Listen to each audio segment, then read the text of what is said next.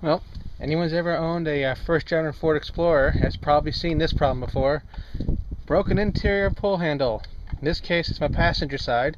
I've already changed the driver's side a few years ago, so it's time to change the passenger one. So, I figured I'd do a short video on how you actually change this. Let me go ahead and move the camera back here. It's actually pretty easy. First thing, just pull the door panel off. Got 3 screws. One up here. And of course 2 down here.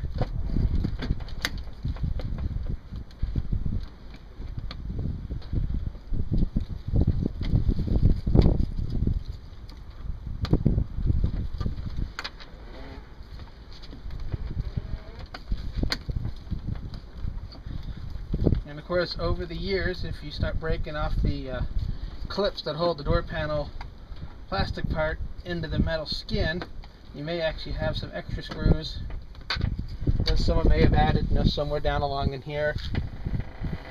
And I have not added any on this one yet. I'll have to take off the door lock. You just spin off.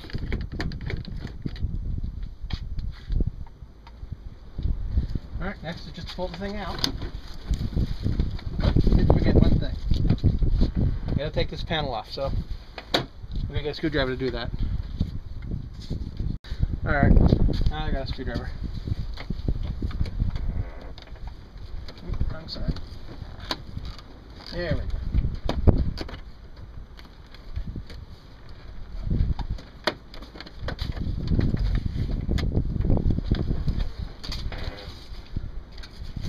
Alright, let's try it again without the oops.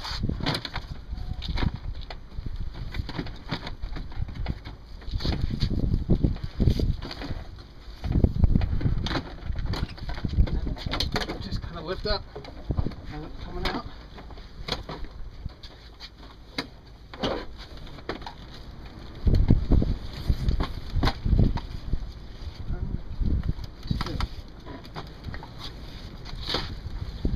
Alright, now I gotta get this other part off.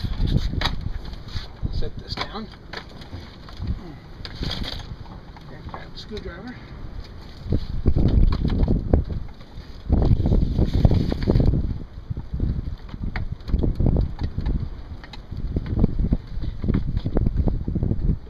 Damn, it's windy up here. Oh yeah. Alright, let's get back to this here. That was a neighbor that came by. Alright, to disconnect this, all it was, right there, it was just 2 screws going in like that, nothing big. So now that that's off,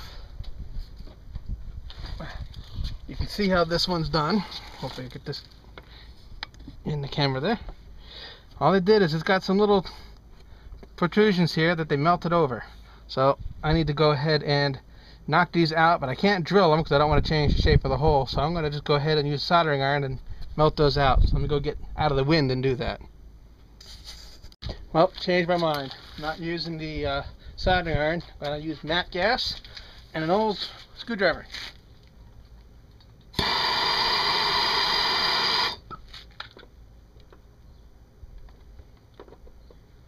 Try that again.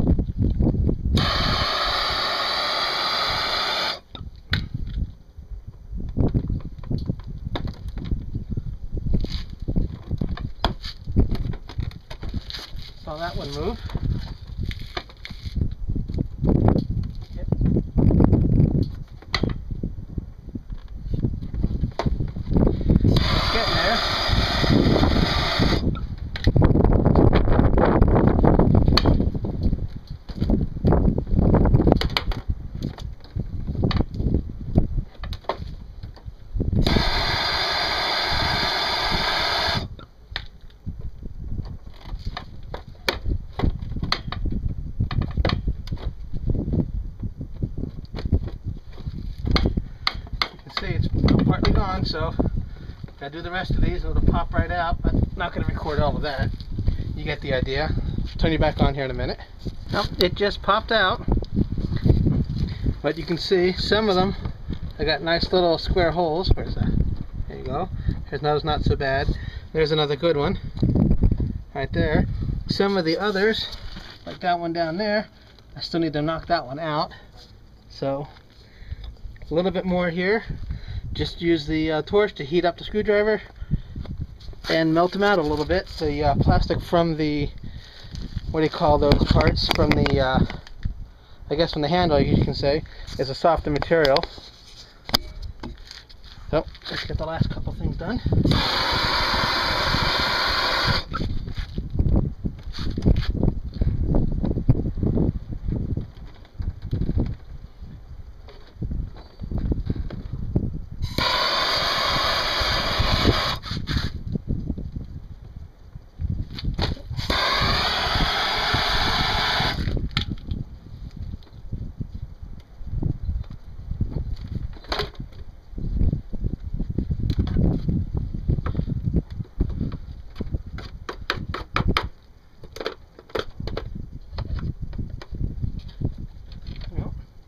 There's some right here.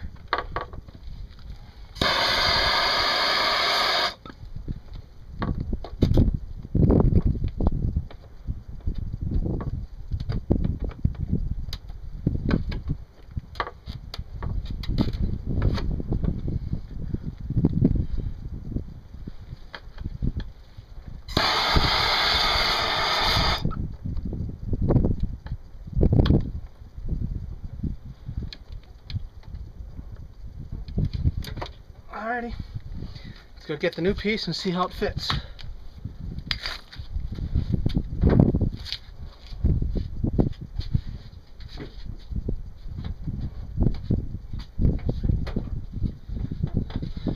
Alright, see if we get lucky and get it first try. Now, of course, this one's been around a while. This is not supposed to be broken. But what do you expect for 388,000 miles on the truck?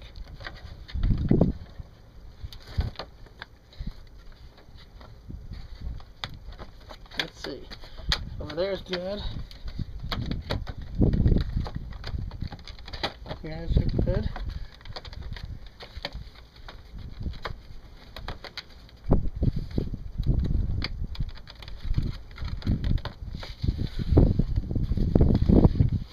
Spin this around so you can see. See, just got little pieces sticking through. And all I'm trying to do is get all these guys in.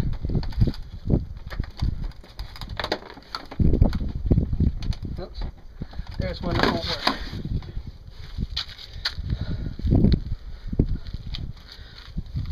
work. Make sure you can see that. Yep.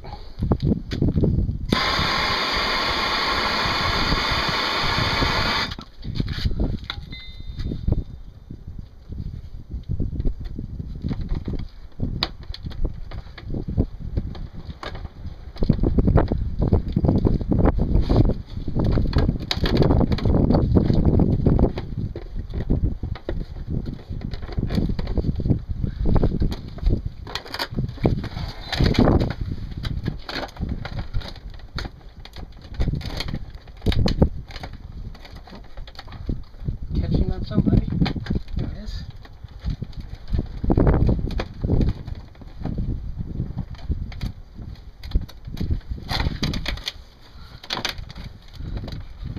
Those are all good.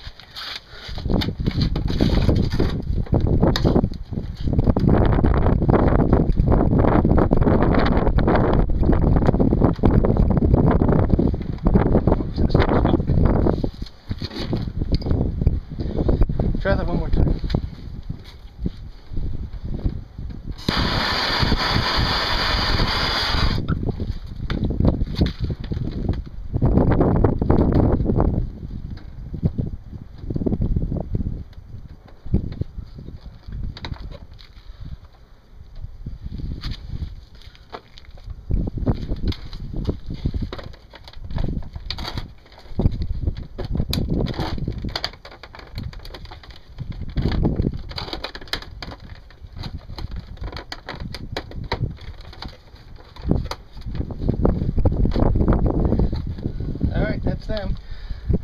Let me go get a putty knife so I can melt those back down. Alrighty, so what I'm going to try to do now is heat up the putty knife, pull it up, and squash it down after the putty knife's hot. So, let's try it.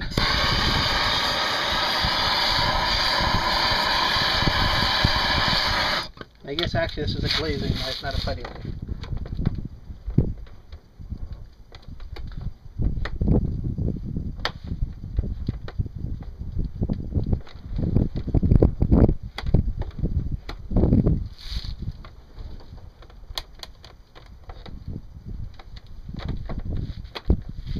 Wait for it to cool off a bit because it's got some tension on it.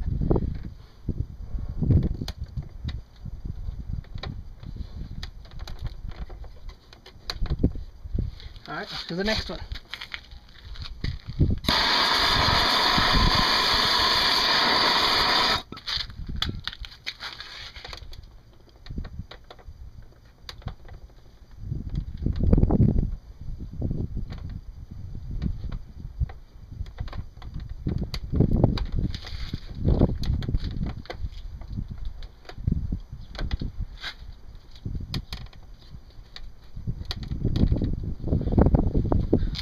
Alright, I'll bring the camera down here so you can see it.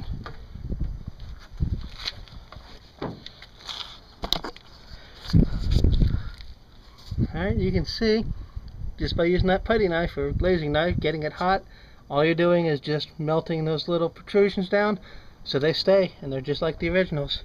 And there's one, of course, before I did it. A couple more. So, let me go get rid of these guys and then I'll turn you back on. Well, about this point in the day, the microphone on the camera decided it wanted to be very noisy. So we're going to try to recreate some of the audio. At this point I'm basically just getting ready to do the very last one until I just heated up that knife. And I'm just holding it down on there. Not really giving it a lot of pressure, just kind of holding it, letting it, melt down. Once it's melted down, just kind of push it back and forth a few times to kind of spread it out at the end. And once you do that, that's all there is to it. It just kind of stays in there. And if I remember correctly, that was the last one. So at this point I think we're going to switch to the next clip. And at that point I think it's actually just a shot of it being done. Yep. And that's just me holding it up, showing it's in there. Nothing special. Just pointing out that that panel's seen better days. It's kind of, old. Well, what do you expect? It's from '92. It's been used and abused. The truck's got a lot of miles on it. Alright, now at this point I'm trying to put it back in. Of course, one of the things I forgot about is I need to actually take the old switch mount and out and put it into the new one. But it's only held in by just a single clip, and you just squeeze it and it literally just fell right out. So that's all there was to it. At that point, you just take the switch mount, stick it into the new door pull. Let's see, what was I doing here? Oh yeah, I was going to show you the place where it goes. So I can see it's really easy. Of course, the shadows are in the way. But you literally just stick the bottom in, push down on the top, and click. That's about all there is to it. Actually, I think it's push it in at the top and it clicks at the bottom, but you get the idea. At that point, I can now take the switches, which are part of the door, which you really can't take off, and then I just take it, put it up into the panel, and put a couple screws in. Of course, oh, there you go. Now you can see. A little less shadow. Maybe, maybe not. Of course, now the switches aren't reaching. But I managed to get it in there. So, give me a second here, and then I'll get those things in.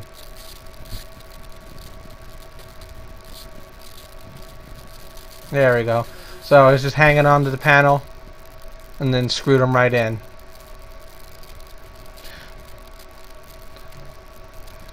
You do have to be kind of careful with those switches. On mine, you might actually get to see it in the video. The two places where the screws go through, the circle part that the screw actually goes through, and one of mine is actually cracked, or actually broken, so it's only a half circle. That's just from age. I mean, there's almost, well, we're coming up on 400,000 miles on the truck. It's definitely starting to show its age. There you go. Now you can actually see the screws that are holding it in. Those are what I almost forgot to take off when I first took the panel off the door.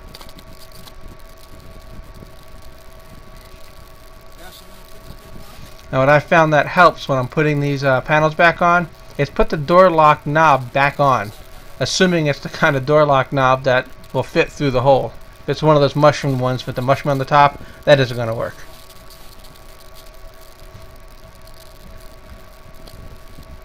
Alright, see, I got the lock knob back on. It's just a matter of lifting it up and getting it over. And once you have it over, you have to get it to fall into the slot right by the window. And of course at that point the lock fell down again, so I had to lift it back up to get it in there. It'll give me a few seconds here to get that back in.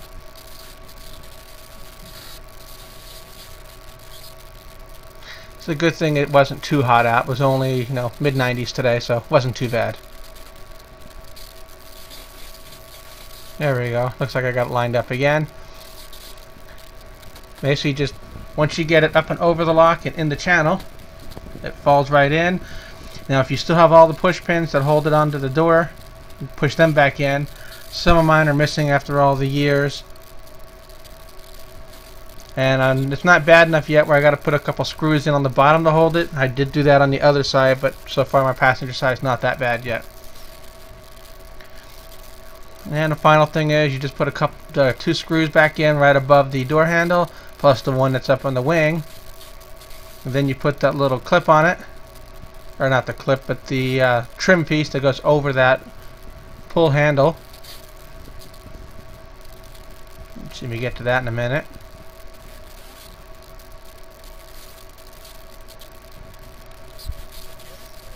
Oh yeah, get that screw in the corner. Don't forget that.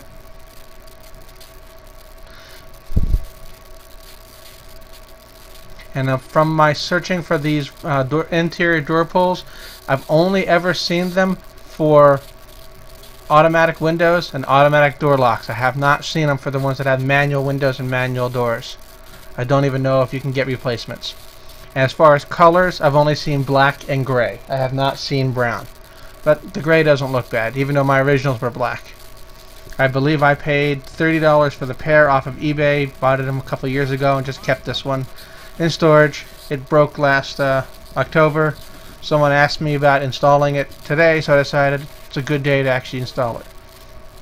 And there you have it. New door pull. Oh yeah, after you get it together, turn the key to the accessory position, make sure the windows and the door lock still work. You don't want to find out later. Well, there you have it. That's all there is to installing a new interior door pull. Hopefully that'll help somebody, and even better, hopefully next time I try to do this, the microphone won't go nuts middle recording. Alright, see you later.